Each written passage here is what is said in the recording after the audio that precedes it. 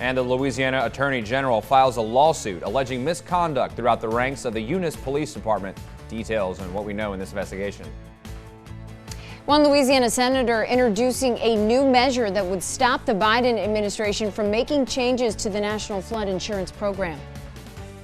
And it is a hot and humid start to our day with more heat in the forecast. We'll find out how long these toasty temperatures stick around. From Fox 15, News 15 Today starts now.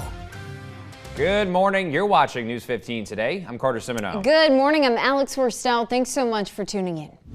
Well, our top story, with temperatures getting hotter outside, the Lafayette Parish Sheriff's Office is reminding you to look before you lock to prevent hot car deaths. Last year alone, 24 children died of vehicular heat stroke.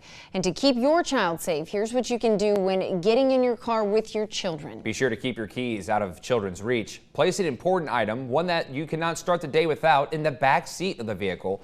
And most importantly, do not leave children unattended in cars. Well, the Eunice Police Department and Chief Randy Fontenot are facing a whistleblower lawsuit alleging misconduct throughout the ranks. The lawsuit, filed by ACLU of Louisiana for a current officer, accuses Fontenot and the Department of Corruption and Mistreatment of Inmates.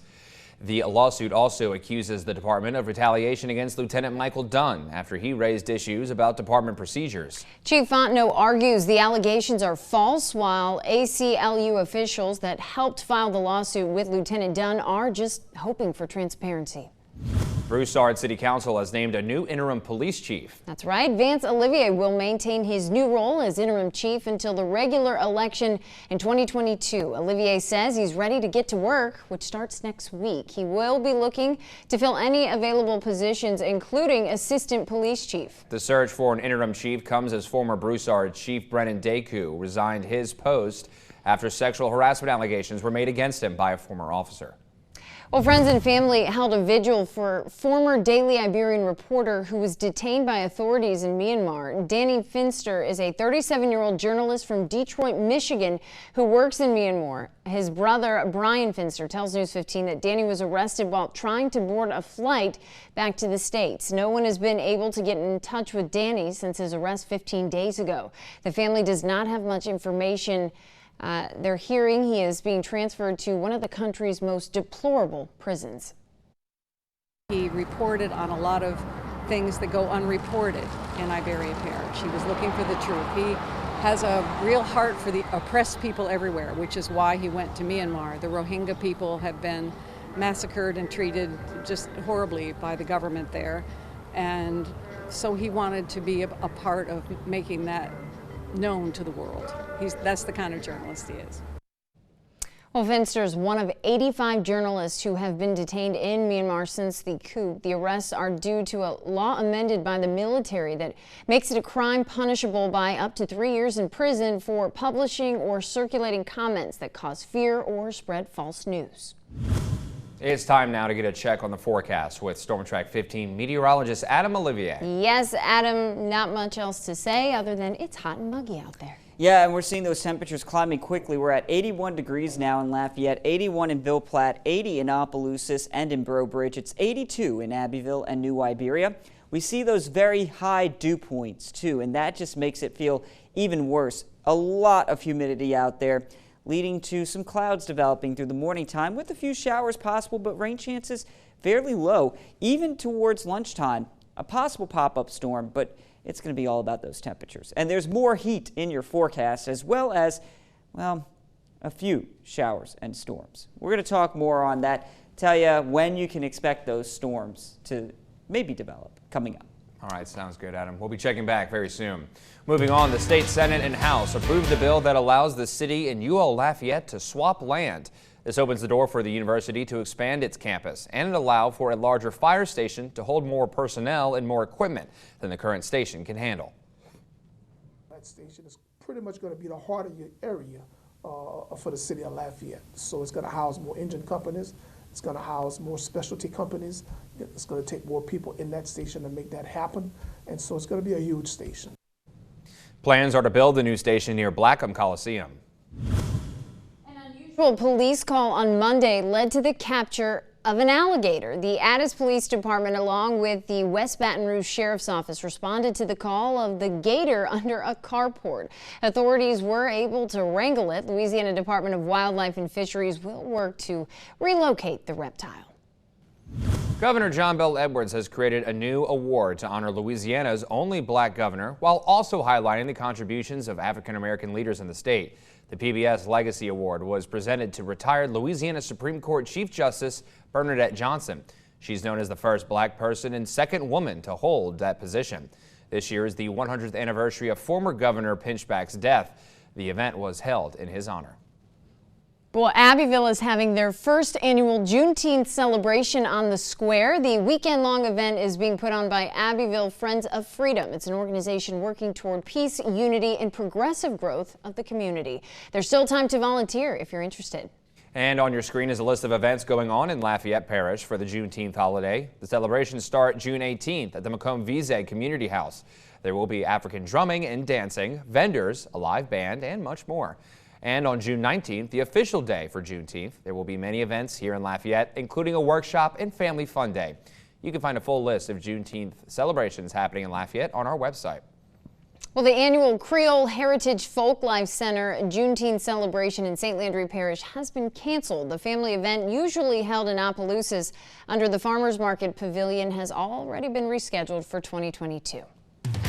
Well, happening this weekend, Lafayette Farmers and Artisans Market at Munkus Park celebrates its 8th birthday this Saturday. The event was rescheduled due to threats of severe weather. You're invited to the party to enjoy live entertainment, cupcakes, and other fun activities from 8 a.m. to 1 p.m. There will be giveaways and lots of vendors to shop with.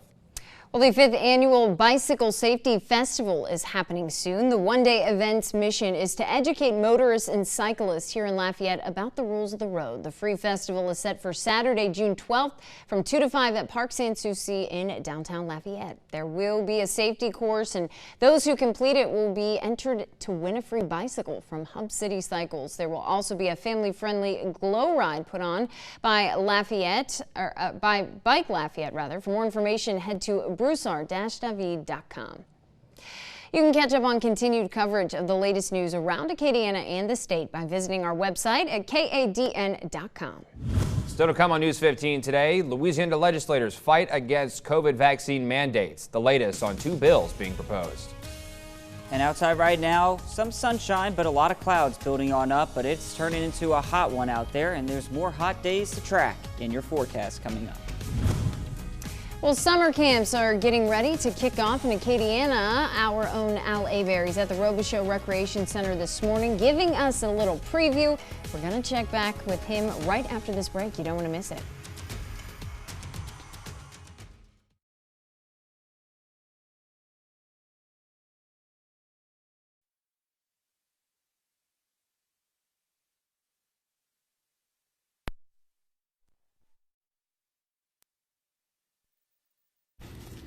Can you hear me now? Lauren? Can you hear me? How's my hair look? Well, I was going to say, Lauren, I kind of did something with my hair during the break. Does it make a difference? See? Okay, thank you. I'm working on it, Lauren. It's a work in progress. Lauren, don't give her hand. Thank you, Lauren.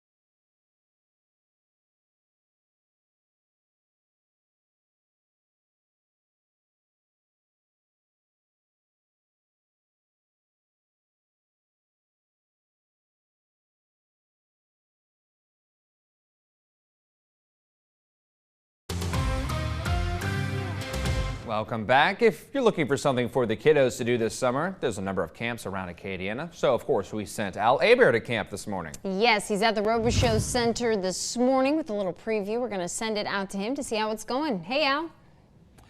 Hey, Carter. Hey, Alex. You know what? This is going to be a fun camp. I'm having a great time. I've wood burned, I've painted. Now we're going to do something cool with bananas, cereal, and yogurt. Tell us what we're going to do, Brittany. So we're going to be making banana popsicles. I love it. Yes. Okay, so we've got a peeled banana. Yes. What do we do? So you take the banana, take one of the bananas, you get it, and then you get one of the sticks. Okay. You'll put it in between the banana. Make sure you don't go too far. Got it.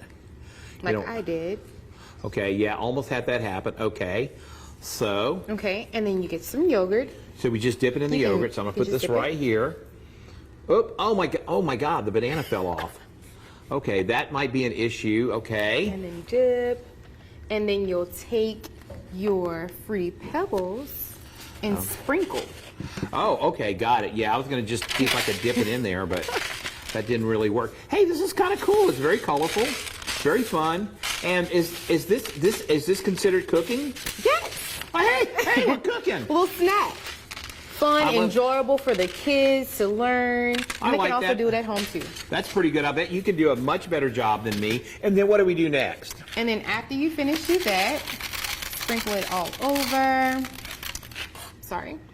And then you let it rest. We're going to let the banana rest. This is the first time I've ever let a banana. Oh my God, it keeps twisting. Okay. Oh. Okay, that's harder than I thought it would be. Right? Yeah. So you let it rest for an hour and you put it in the freezer. And then after that, you take it out and enjoy. I love that. This is a really cool thing. You know, what I like about what's going to be happening out here, these are very simple things, but fun things for kids to do.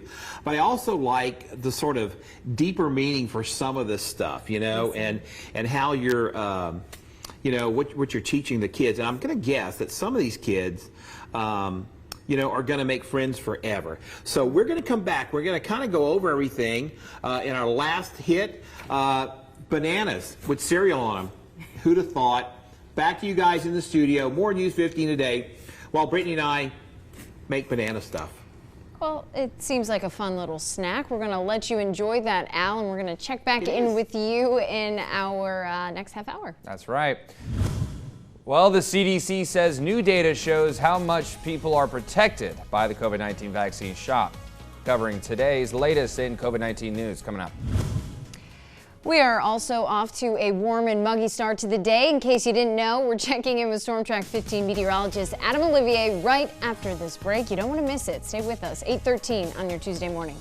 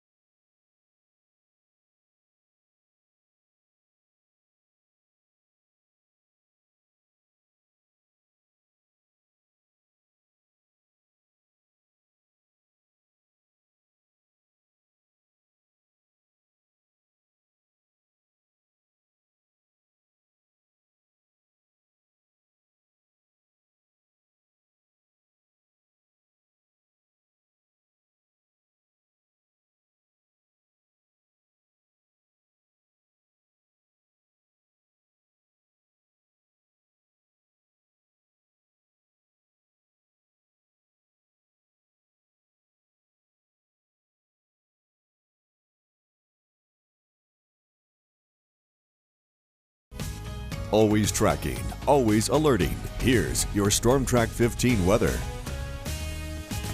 Welcome back. It is 8:15, and you could definitely feel that heat and humidity yesterday. Yeah, yesterday. How about today? Adam, what can you tell us? Yeah, you know, we have it really setting in place and starting that summertime trend that we, dread so much, because it's going to be like this for a while now. As we are looking at radar, though, we are seeing some quiet conditions for the time being. Earlier this morning, we had a few light showers that formed out into Allen and Jeff Davis parishes, but those have since faded away. We are still seeing some clouds out there. I-10 at Ambassador showing a lot of cloud development, but still some sunlight breaking through at times. Right now, cloudy here at I-10, but we are going to start to see enough of that sunshine to really get our temperatures warming up and becoming really uncomfortable later on this afternoon. We're at 81 degrees right now in Lafayette, 82 in Abbeville, 80 in Opelousas, and 81 in Ville Platte. Regarding rain chances today, there's not going to be a whole lot. Our futurecast shows that by 12 o'clock midday, 1 or 2 isolated showers are possible. Those become a little bit more prevalent between 1 and 3 p.m. before things settle down. Now, if you want to find showers and storms, you got to go up to our north. You can see them way up there in northern Louisiana, or over to the east near Baton Rouge, Hammond. That's kind of where the rain chances are going to be maximized. By 7 p.m., a few lingering showers try to pop up across the area, some rumbles of thunder, but then things settle down overnight. As we get towards the early morning hours, yeah, you see green on the map, but really what this is indicating, that humidity building back on in. I say that, and then this model just updated to bring in a few showers early tomorrow morning. Very similar to today, but not going to be tracking a whole lot out there. As we go to around 8 o'clock in the morning, just some sprinkles, some rain. Now, this is new. As I mentioned, this model just updated. So by tomorrow around 11 o'clock, it actually has some thunderstorms developing. So maybe we do see a little bit of an increased rain chance tomorrow. We're going to have to kind of follow that. By 1 p.m., it has quite a bit of rain out there to track. But again, to our north, to our east, that trend continues with the rain chances. Still, it has some showers and storms by 8 p.m. tomorrow. So today, though, not expecting a whole lot. I think temperatures climb up into the upper 80s to right around 90 degrees with those spotty showers and storms. Tonight, very muggy once again. It's going to be very similar to what we saw last night with those upper 70s, maybe near 80 degrees. I think that was kind of optimistic. We'll see what we get to. And then tomorrow, 89 degrees, verging on 90. It depends on how much rain forms up. Right now, I'm going with isolated chances, but you just saw that futurecast model. Maybe a little bit better rain chance tomorrow. We'll see. But regardless, by Thursday, Friday, and Saturday, high pressure builds in, and that's going to take away the rain chances, leaving us with highs around 90 or above. And then finally, by Sunday, a weak front arrives to bring in not cooler air, but hit and miss showers and storms to provide a, I guess, quote-unquote cooling effect during the afternoon hours. Quote-unquote. Yes. Okay. Funny ears. Yeah, okay, well, we'll check back with you, Adam, later on in the show. Coming up, more U.S. lawmakers are boycotting plans for the 2022 Olympics to be held in Beijing and want alternative locations to be considered. And the FDA approves the first new Alzheimer's drug in nearly 20 years, sparking a debate over the treatment. The latest coming up next.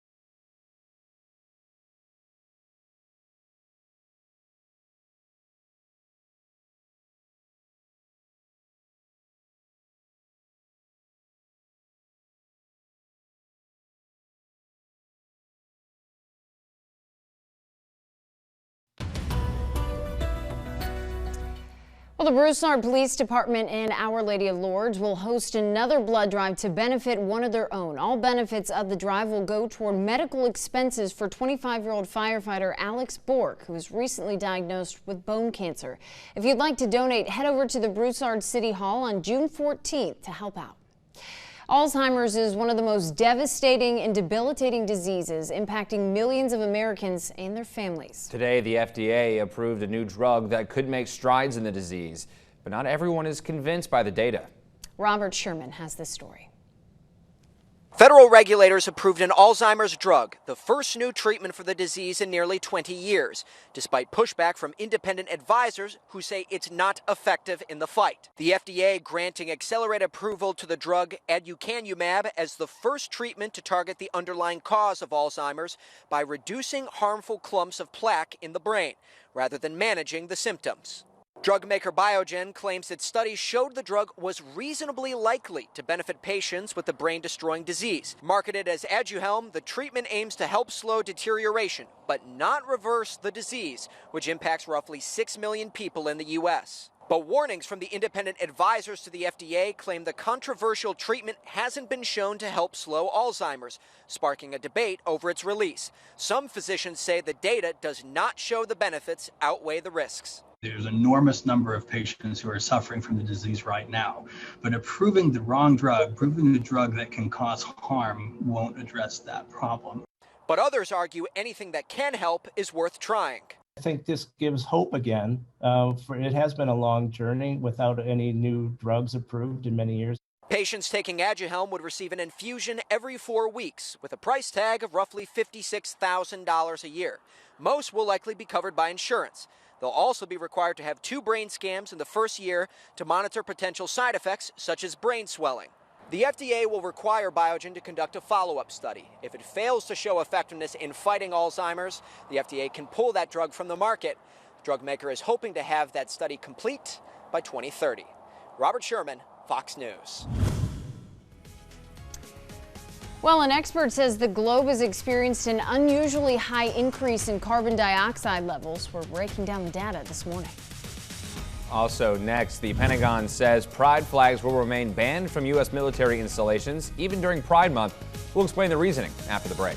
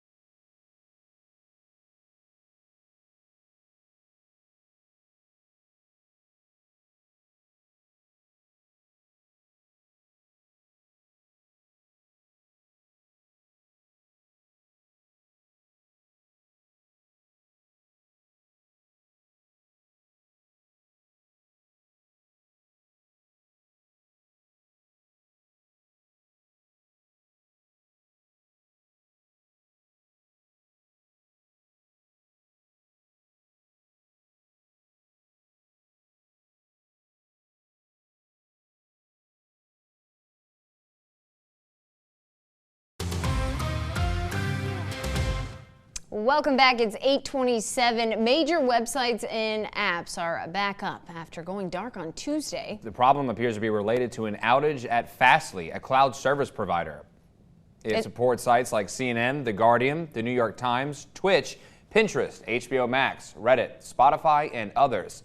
Fastly says it has identified the problem and fixed the issue.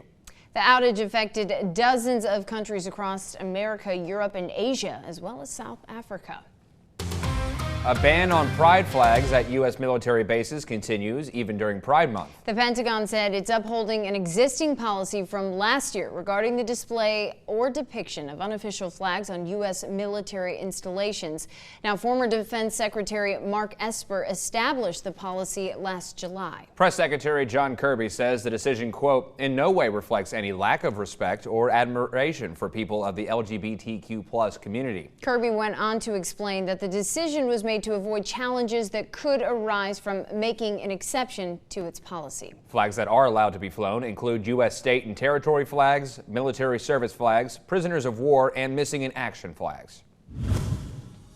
Vice President Kamala Harris is in Mexico today. Yesterday she was in Guatemala, all part of an effort to stop the flow of illegal immigrants across the southern border. I'm Doug Luzader in Washington. We'll have more on her controversial message just ahead. And looking at radar, things are quiet right now, but we're going to be tracking possibly some showers and storms, and we're talking tropics coming up too. We'll find out if there's anything we're keeping an eye on in just a few minutes.